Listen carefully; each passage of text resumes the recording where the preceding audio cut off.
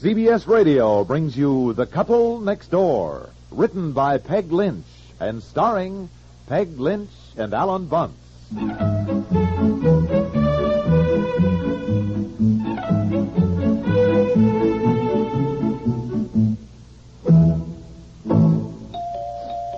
Oh, my goodness, dear, there he is. Honey, the doorbell, that must be the income tax inspector. All right. Pete's sake, now will you calm down and please sit down and stop acting as though I were going to be let off to prison. Well, Look, it's just a routine checkup of my 1958 tax. Well, I'm not acting that way at all. I just don't understand how some of the canceled checks from 1958 can be missing. I thought we put them all together, and those will be the ones that he asks about, probably. All right. Now stop worrying, will you? Oh, hello. I hoped you'd be home. Oh, hi, Anne. It's Anne Lundell, honey. Oh, for goodness sakes. Anne, come in. No, thanks anyway. Jack and I are on our way to a movie, but I left my purse here today when we had the committee meeting. Oh, yes, I know you did. I was going to bring it to you tomorrow, Anne. I've got it right here in the hall. I was going to call, then I was sure you'd be home. Oh, yes. Here's your purse, Anne. We're waiting for the man from the Internal Revenue Department. Internal Revenue? No, it's nothing. I mean, it's just routine. He's being checked on his 1958 tax. Good heavens. Why? Well, it's just routine, for Pete's sakes. Oh, they must be questioning something. Well, oh, dear, I hope you didn't put down too much for charitable contributions. You know, I understand they're really checking up on that. I put down exactly what I gave, Anne. I'm not worried about a thing. Well, all I can say is I hope you get a nice tax man. Jack's boss was checked up on, and I guess the tax man he had was just like Simon Legree. Oh. He just didn't allow any of the deductions. Well, good luck. Yes. Call me tomorrow. Yes. Let me know how you made out. Yes. Bye. Yes. Goodbye, Will, Anne. Enjoy the movie. Well, I suppose tax men differ, but I do hope we get a nice one. Yeah.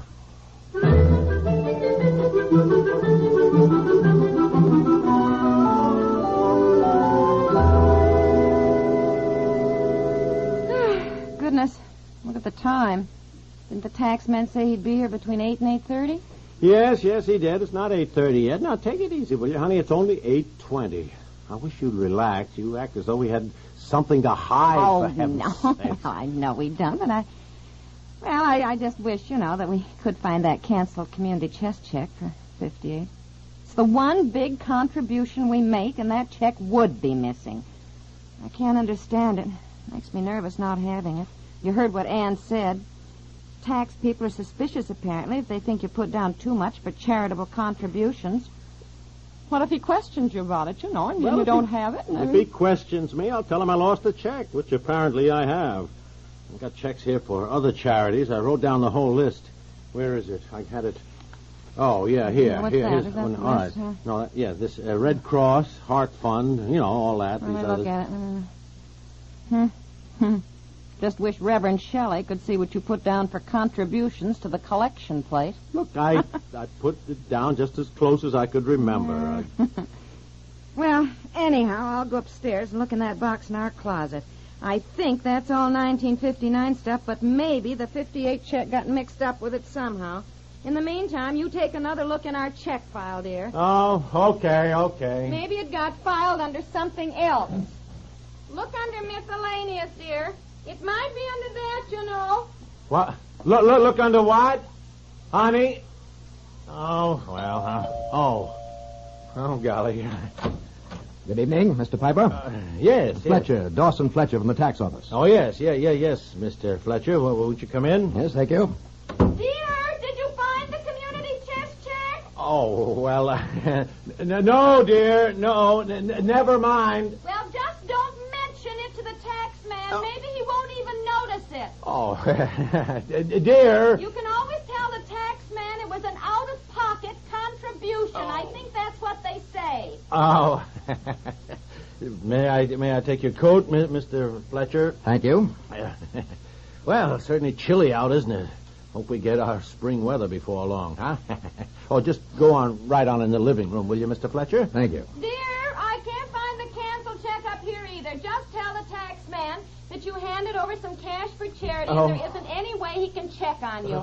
That's what Mabel Buckholz said a lot of people do. Dear. The stair carpet, it's got to be tacked down right there. Did you hear what I said? Just Honey. tell the tax man you handed over some cash for charity, and there isn't any way he can check on...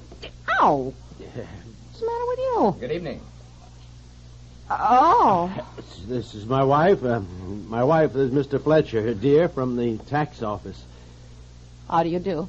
Shall we get started with the tax examination, Mr. Piper? Oh, yes. Yes, of course. I have everything here on the table, Mr. Fletcher, that I could find from 1958. I don't know exactly what you wanted to see. Everything, Mr. Piper. Everything. All the records you have concerning your income and the deductions you claimed on your 1958 tax return. Yes. Oh, yes, of course. Would you like a nice hot cup of coffee, Mr. Fletcher? No, thank you, Mrs. Piper. Well, it's no trouble at all. He doesn't want one, dear. Well, it's so cold out. I thought it might warm him up a little. Well, what I mean... He doesn't want any coffee, sweetheart. Now, what would you like to look at first, Mr. Fletcher? Well, now we'll start with your income, Mr. Piper. I'd like to see all the records which indicate how you arrived at the income shown on your 1958 tax return. Oh, yes. Well, I guess the main thing is my salary from the Atco Import-Export Company. May I see your W-2 slip? Oh, yes. Oh, yes, the W-2 is here someplace. I know I got it. So much stuff here that I... Just a second now. I'd also like the purchase and sale slips from your broker from any stocks that you may have bought or sold in 1958. Yes. Oh, golly, I can't remember whether And I'll need your bank book, which indicates the interest you received on your savings account. Bank book. Oh, yeah. Well, I'll have to look for that, I'm afraid. Also, any receipts that show your stock dividends. And then, in regard to your deductible expenses, I'd like the canceled checks from your state tax, your medical bills, your interest on the mortgage of your home, your charitable contributions. Yes. Are you sure you don't want a nice cup of coffee, Mr. Fletcher? And I made a nice fresh chocolate cake, too. No, thank you, Mrs. Piper. Well, dear, would you like a nice cup of coffee? Oh, cake no, thank you, hon. No. Well, if you'll excuse me, I think I'll fix myself some coffee. Yes, go ahead. Excuse me. Okay, dear. Now, I'll see if I can find everything you want to look over, Mr. Fletcher. Oh, here's my W-2 slip. Now, let me see.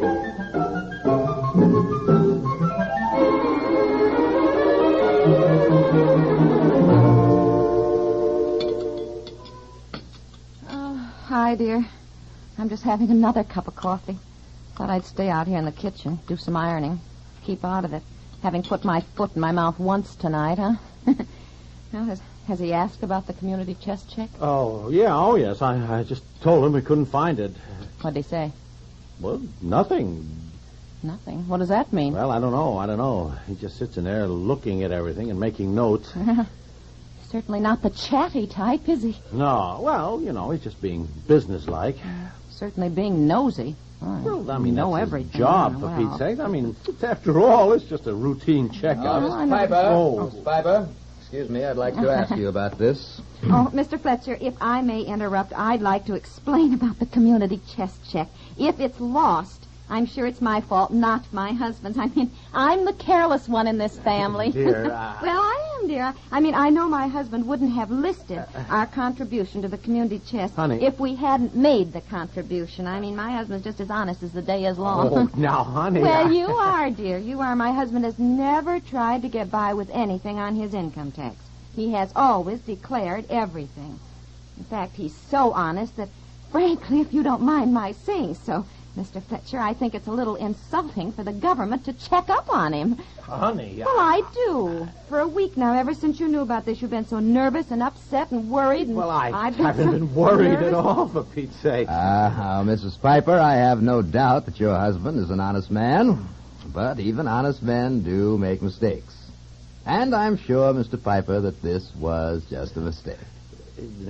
Mistake? What do you mean?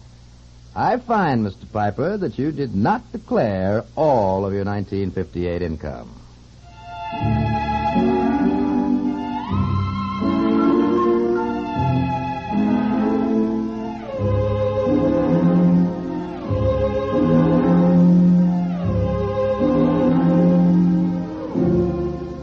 Now, just a minute, Mr. Fletcher. It is true that I did not declare the dividends from my stock. But the reason is that a husband and wife are each allowed to deduct $50. $50 each from stock dividends, right? Well, now, that combined deduction is $100, and I only received, here's the figure, $73.50 as a dividend. So, naturally, I just didn't declare them. But the stocks are only in your name, Mr. Piper. Therefore, you can only deduct $50, which means that you still must pay tax on the other $23.50. Good heavens, all this to do over $23.50? Really? Now, Mrs. Piper, I don't think you quite understand. I'm only doing my job. Actually, I doubt if it makes a great deal of difference in Mr. Piper's tax, for I think there are a couple of deductions that he could have taken that he hasn't, which is also my duty to point out. One of the more pleasant duties, you might say. Oh, yes, indeed, I should say so. Always nice to hear about a deduction. However, since I will have to have a letter from your bank showing the interest they received on your mortgage. Oh, yes. Well, I'm sorry about that, Mr. Fletcher. I didn't know I had to have that. Oh, that's quite all right, Mr. Piper. I couldn't have completed your tax examination tonight anyway. So I suggest that we postpone winding this up until tomorrow. Now, how does that suit you, huh? By tomorrow, you'll have the bank letter? Oh, yeah, sure. Well, all right, whatever you say, Mr. Fletcher. That'll be fine. I'll get your coat then, shall I? Tell me, Mr. Fletcher. Yes? Do you find most people fundamentally honest about filling out their income tax? Oh, yes, indeed. When mistakes are made, they're generally honest ones. Uh-huh. Actually, it's the wives that we have trouble with. The wives? Yes. Oh, you'd be surprised, Mrs. Piper, how many women have an income from something. Perhaps a small trust fund that they've never told their husbands about. Not because they're really dishonest, but just because they like to feel they have a secret nest egg just for emergencies. How about you, Mrs. Piper? A secret nest egg? Oh, look, you don't need to worry about that here. No, sir. Don't think my wife has any secret nest egg from any small trust fund. Do you, dear? Oh, I get your hat, too, Mr. Fletcher. Oh, thank you. Well, good night, Mrs. Piper. Oh, well, good night. Piper. Good night, sir. Yes, Elinor. Well, for heaven's sakes, he turned out to be a pretty decent guy, huh? We're lucky, aren't we? Yes. I think we're going to need some luck. What? Oh, nothing, dear, nothing. I just said I thought we ought to get to bed and get to sleep. It's late. Oh, yeah, 10:30. Now, look, stop worrying, will you? Everything is fine.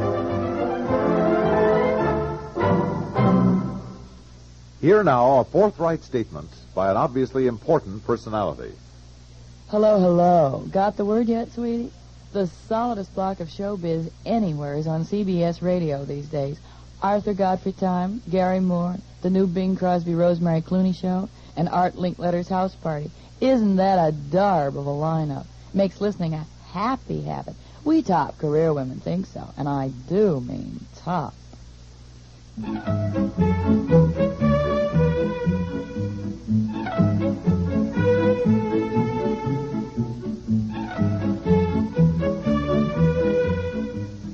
The Couple Next Door stars Peg Lynch and Alan Bunce.